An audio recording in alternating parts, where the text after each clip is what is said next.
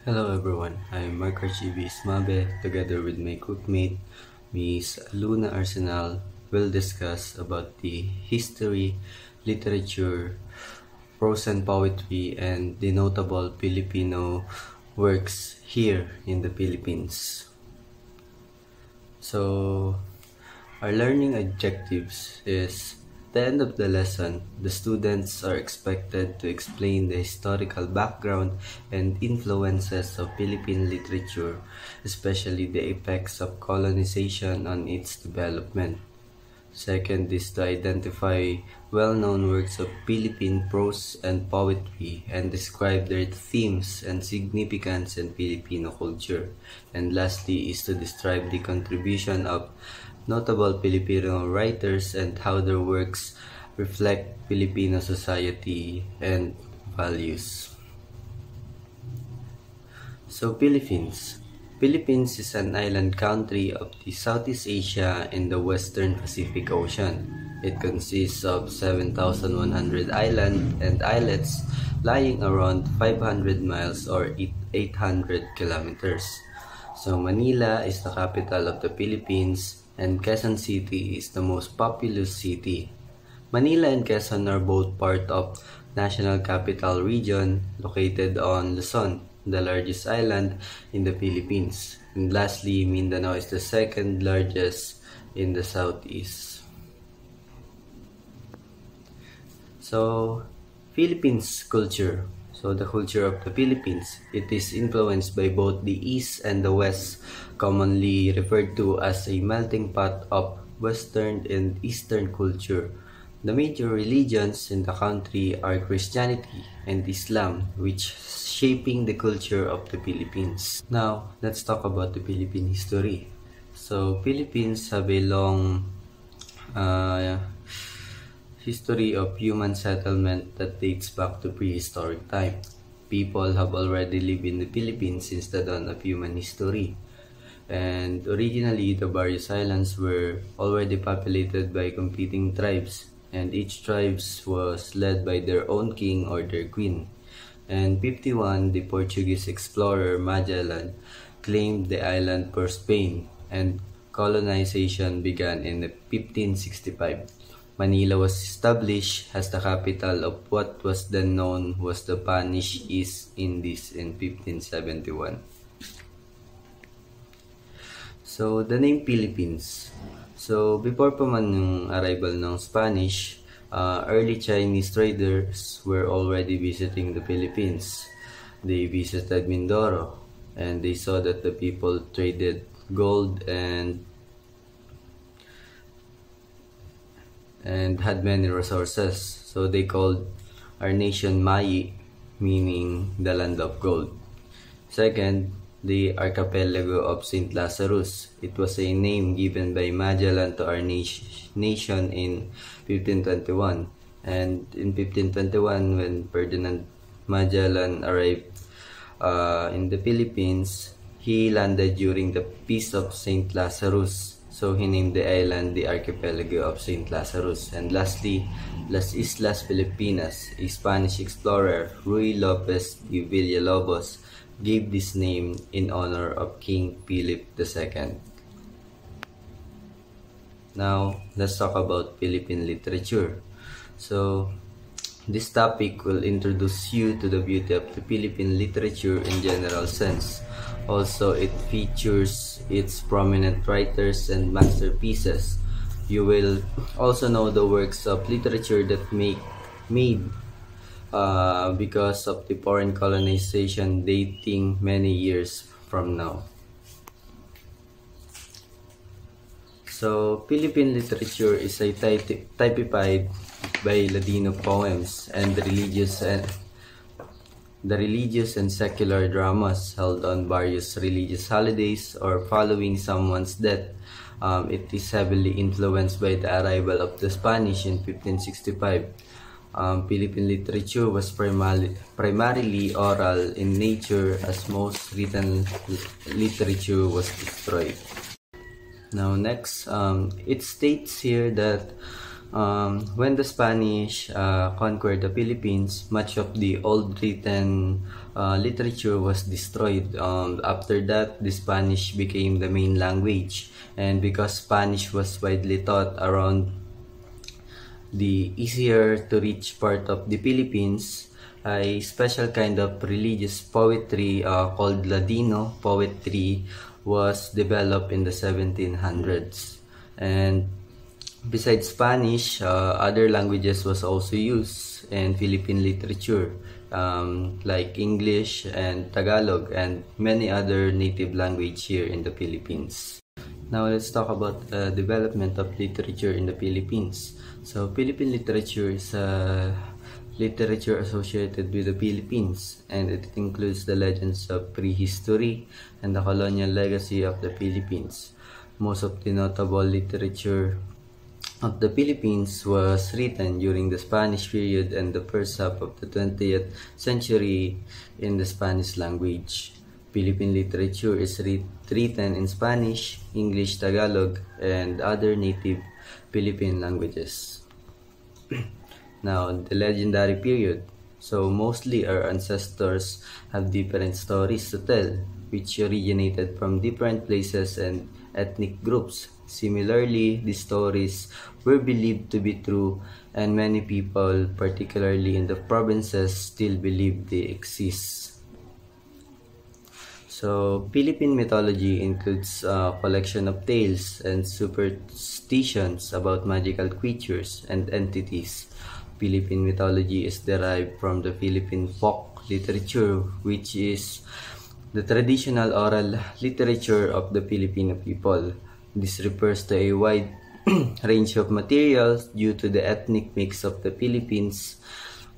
Each unique ethnic group has its own stories and myths to tell. For example, Aswang and Tiyanak.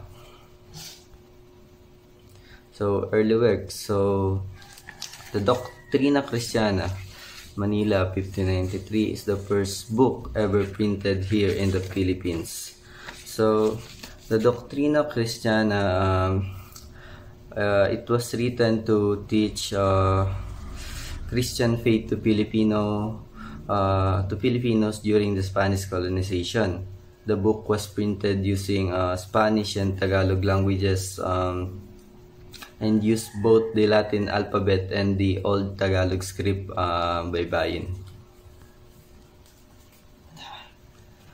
Doctrina Christiana was an early book of Roman Catholic catechism written by Fray Juan de Plasencia and believed to be one of the earliest books printed in the Philippines in 1953.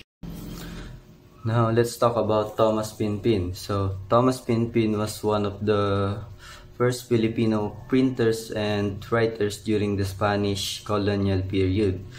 He came from a family of printers in Binondo, Manila, and one of the earliest centers of printing in the Philippines. He wrote and printed in 1610 the Librong Pag-aaralan ng mga Tagalog ng Wikang Kastila.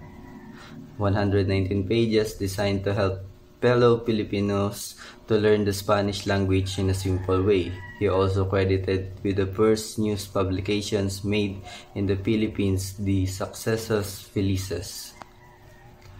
So, some historians called Thomas Pinpin as the Prince of Filipino Printers or the Patriarch of Filipino Printing. So, he learned that the art of printing about the end of 1608 in the Dominican-owned printing press in Abukay. Abukay is a town here in the Philippines. So, in Abukay, Father Blancas employed young Pinpin in 1609 as an apprentice at the printing shop and taught him the art of printing. So, December 1, 1846, La Esperanza, the first daily newspaper, was published in the country. So other newspapers were also published like the La Estrella 1847, Diario de Manila 1848, Bulletin Oficial de Filipinas 1852, El Eco de Vigan, the first provincial newspaper issued in Ilocos in 1884, and El Bulletin de Cebu, the Bulletin of Cebu, issued in Cebu City in 1890. So, 1863, the Spanish government introduced a system of pre-public education that had an important effect on the ability of the population to read in Spanish, and further in the rise of the educated class called the ilustrados, meaning well-informed. So, Spanish became the social language of the urban places and the true lingua franca of the archipelago. A good number of Spanish newspapers were published until the end of the 1940s. Some members of the Ilustrados group, while residing or studying in Spain, decided to start a literary production in Spanish with the aim of serving the autonomy and interdependence project. Now let's talk about the El Renacimiento, or the most influential of them, printed in Manila by the members of the Guerrero de Ermita family. So El Renacimiento also means the Renaissance in Spanish. It was one of the most influential newspapers in the Philippines during the early 1900s. It was printed in Manila by the Guerrero de Ermita family, a well-known Filipino family of writers and reformists. So the newspaper was printed to criticize abuses of the colonial government. Now let's talk about the poetry and metrical romance. So Ladino poems were natives of first Tagalog versifiers who saw print highly literate in both Spanish and vernacular. So the Ladino poems were written by native Filipinos, especially the Tagalog speakers, who were skilled in both Spanish and their own language, or we can call it a vernacular. These poets were highly educated and could write in both languages. Their poems often combined influences from the Spanish literatures and Filipino culture themes. So basically, Ladino poets were bilingual writers who helped bridge Spanish and Filipino literary traditions. Now let's talk about the prose.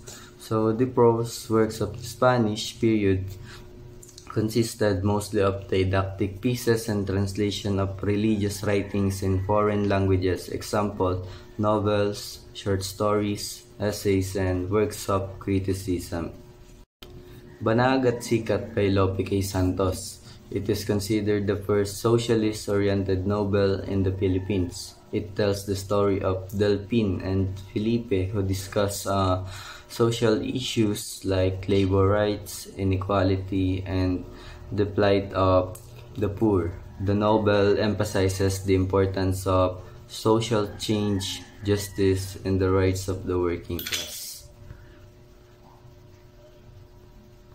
Next up is La Solidaridad. It is written by the part of the Ilustrados and Filipino reformists like Jose Rizal, Marcelo H. Del Pilar, and Graciano Lopez Haina.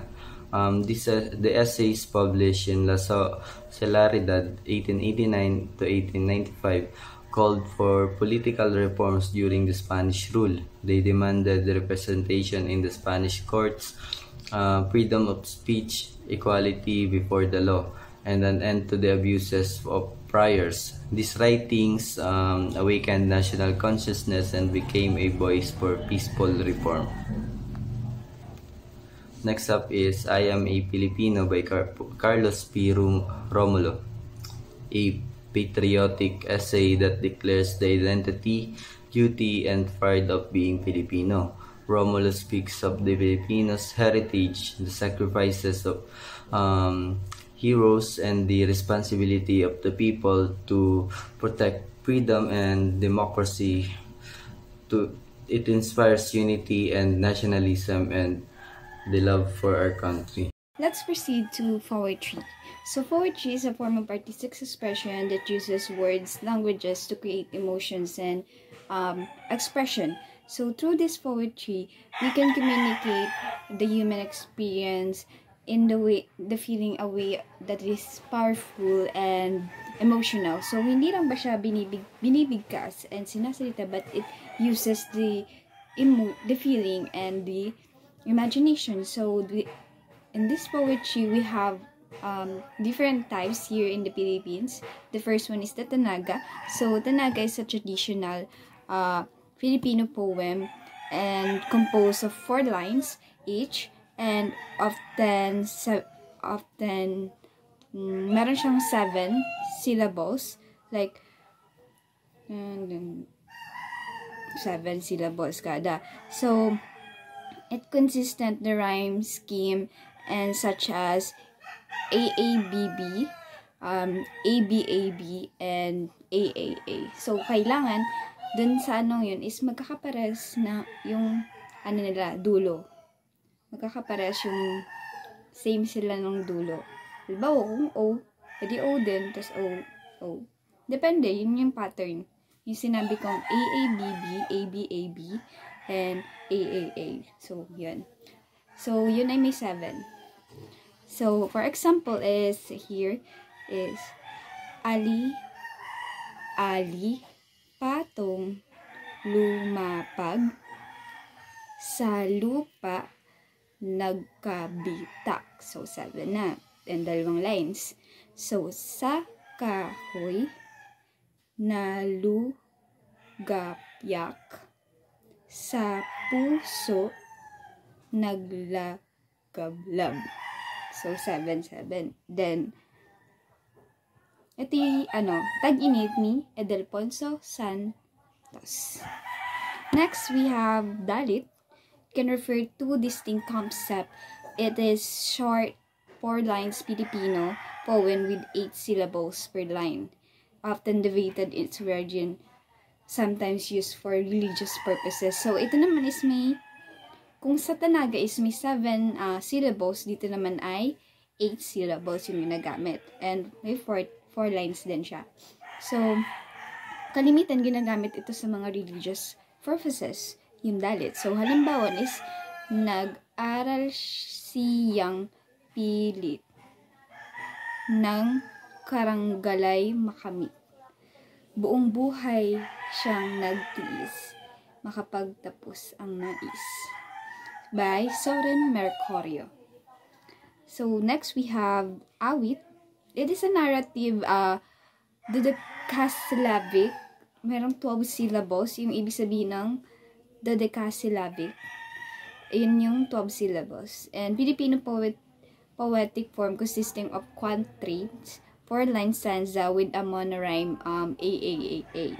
So, it is typically narrates heroic or romantic stories, can be sung and influenced by European poetic structures during the Spanish colonial period. So, ang example nito is yung Pilar Ante at Laura. Siya isang tula na ginawa ni Francisco Balagtas or Baltasar. Corrido. So, corrido is a type of narrative Filipino poetry that tells heroic, mythical, or legendary tales. So, characterized by its octosyllabics, which is 8 syllables and lines, and 4-line stanza, quatrain, and fast allegro rhythm, often incorporating themes of faith and supernatural and historical events. So, ang example nito is yung Ibong Adarna. Yes. Yung Ibong Adarna yung example nito. So, next we have Jonah. The last types of poetry here in the Philippines. It is a free Hispanic, consists of 3-line Filipino poem where each line contains 7 syllables and forms complete thought. This short rhyming form of poetry express a complete idea within its concise structure. So, the example is, ang payong ko'y si inay, kapote ko si itay, sa maulan kong buhay. Raymond Rambit. So, may isa pa. Lolo, huwag malungkot, ngayong uugod-ugod, ako po'y iyong tungkod.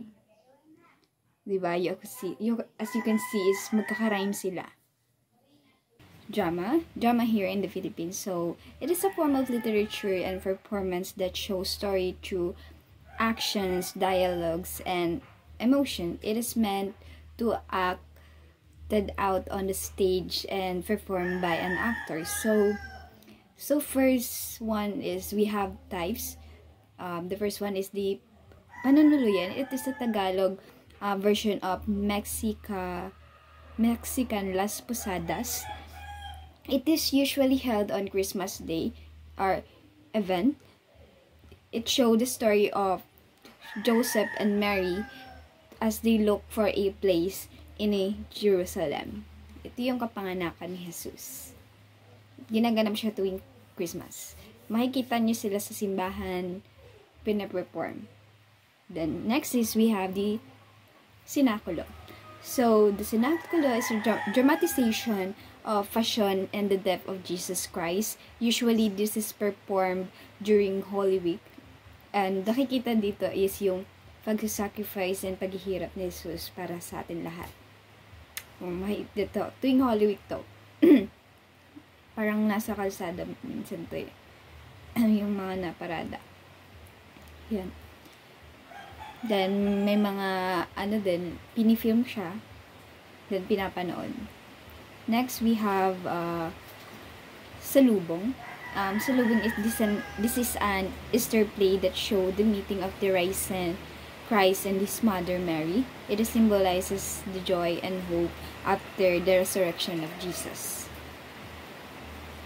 So, lastly, we have Tuplo. So, it is the forerunner of Balagtasan. In this drama, there are two teams, so who perform one group, and it is composed of young women who are called Binibini, while the other is the young men who are called Ginoo. It is like a debate but in a poetic form. So next we have oral literatures here in the Philippines. So we have the riddles and proverbs. So let's proceed to riddle. Let's talk about riddles. So riddles is in Tagalog is bugtong. So you know this actually when we are kids. We usually are older grandmas, mothers ay sinasabi to or ginagamit to minsan kapag halimbawa may family gathering. So riddles is statements or questions that is used figurative words. They are not direct. Instead, they are like puzzles that need deep answers. So usually they are about everyday life and common objects. So it is a game. So for example, isa ang pasukan, tatlo ang labasan. So ano sagot? T-shirt or damit. Next, we have isang balong malalim, punong-puno ng patalim. Answer is bibig. Next, we have hinila ko ang tadyang, lumapad ang tiyan. Sagot ay payong. Diba? Ganun lang siya, medyo nakapasal kasi yung words na ginagamit is parang need mo pag-isipan talaga para makuha mo yung sagot. So, we have our proverbs. So, in Tagalog is the salawikain. So, it is a short statement that express wisdom. So, lesson about life, morality, and behavior. So, they're saying that the experience is the best teachers. So, the proverbs remind us hindi dapat yung payo is dapat natin tinatandaan at dapat gamitin natin din sa buhay. So, there are some examples is, if someone throws you a stone, throws you back bread. So, kapag binuto ka ng bato, batayin mo ng tinapay. So, ibig sabihin, respond with kindness. Hindi yung gagantihan mo. So, instead, batuhin mo ng kindness. Genuine. So, is back. Matibay na walis kapag ito'y sama-sama. So, meaning, kapag sama-sama, magkakaroon sila ng unity. So, yun yung strength. Next, we have the folk songs. here in the Philippines. So folk songs are lyrics or songs that are usually chanted. They talk about the daily life of people, their hopes, aspiration, expression of love. What folk songs special about is they are simple and easy to understand and often teach good morals. So one type of folk song is the lalabay. So arhele in Tagalog. Right? So these are songs by parents to put their babies to sleep. So example is Uwi na Duyan and Ili Ili Tulog Anay. So another types is the love songs. So it also known as a Filipino as harana. So there are courtship songs usually sung by young men to express the love for the woman they admire. So harana is not about a romantic love, but it is also show respect and sincerity. Ganun yung unang ginagawa noong unang panahon kapag gustong manigaw ng lalaki. Pumupunta sa bahay para kantahan na may dalang gitara. Then, kakantahan siya. Like, yung mga condiman songs. Yun yung usually na kinakanta nila. So, now, sa generation is, iba na yung way ng panliligaw. But, I actually love yung dating way ng panliligaw kasa ngayon. So, next is folktales. So, our stories of native Filipinos, this is usually deals with the power of nature, the role of gods and goddesses, and how people experience blessings and calamities. So, the common deity we've known is the Bathala, who is believed as the creator and the protector. But folktales is not just about the story, but they also teach morals using what happens when people fall into irresponsibility, deceptions, and greed. So we have myth. The first one is myth. It is about the natural event and how things in the world who were created. So for example, in Tagalog believes Bathala, while Bicolanos believes in Gorang. Gorang? Basta yun. They also believe in the place of Maka or the paradise and kasanaan as a hell. So, we have examples of myth. The son of God, Adlaw, the son of fire, Agi, and the son of the moon goddess is Apong Malyari. So, meron pang iba, marami sila, but these are the known. So we have next is legend. So it is a traditional stories handed down from past that explain history of place, hero, or an event that many people but cannot be proved to be true. So examples is the story of Pinya, who the tale of a lazy girl who named Pinang because of his laziness, and her mother wished that she would have 100 eyes so she could find things, and Pinang disappeared and became a pineapple. So another thing is the legend of Mariam killing, and another is the legend of Mayon Volcano, and many more. So next we have, so let's talk about the fabula or fables. So it is a short story that teaches us lessons, and ito yung mga aral sa buhay, but they usually use animals as the main character, and it portray as a human and or act like a human. So for example is the Silangga Matipaklong. So it tells a story of two characters who are very different. Then the ant is a hardworking. He spent his time gathering food and preparing for rainy season, but the grasshopper is lazy. Tama siya, he's just saying, enjoy life without thinking of the future. So, when the rainy day season came, so the ants stay safe and full of food, while the grasshopper is becomes hungry and regret his choice. Kasi hindi siya, nag-ipon ng pagkain like si ant. Yan.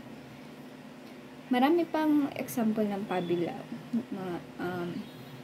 Ang pag-ungot ang koneho, Yun yung sikat na sikat. Yan. Kalimitan binabasa siya ng mga bata.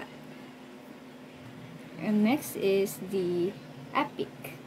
So, epic is our very long stories or poems that came from our oral tradition, meaning they were passed down by word of mouth. Sinasalita siya dati. So, their stories usually tell about the brave heroes or warriors. For example, is yung sikat na Indarapata and Sulaiman. It is an epic from Mindanao. So, it tells a story of two brave brothers, si Indarapata and Sulaiman. So, the land was attacked by giant monsters that destroyed village. King Indarapata sent his brother Sulaiman to fight the monster, but Sulaiman fought bravely, but sadly, he died in the battle. So, Indarapata, full of sadness, and continued to fight to defeat the monster. And marami pang iba, yung Bayag ni Lamang, ito yung epic from Ilocano sa Northern Philippines, and Hinilawod sa Panay Island sa Bisaya. Ito yung mga sikat na epic stories dito sa Pilipinas. So, dako tayo sa characteristics of Philippine literature. So, we have the oral tradition. So, before the book existed, stories were passed down by word of mouth through songs, chants, and stories told by elders. So, kwento-kwento lang, but it became the very first foundation of our literature. Kasi ang mga Pilipino is likas sila sa magaling magkwento. Number 2 is our literature is not just written in Tagalog, but it also written in Spanish, English, and other Philippine language. Marami pang iba. Mga stories, hindi lang halimbawa English or Tagalog siya nakasulat, but in a different language. So, number 3 is many stories and poems shows na pinapakita yung love of country and strong desire to be free from colonizer, kagaya ng libro na sinulat ni Dr. Rizal na Noli Me Tangere and El Filibusterismo.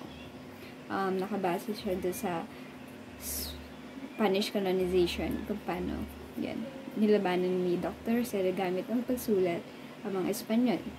So, yes, and we have the number 4, the last is characteristics of Philippine literatures. We have these stories often talk about love, not only about the romantic. Hindi lang siya basta sa love, but mostly dati it's about love. Yung tema ng stories na ginagawa ng mga Pilipino.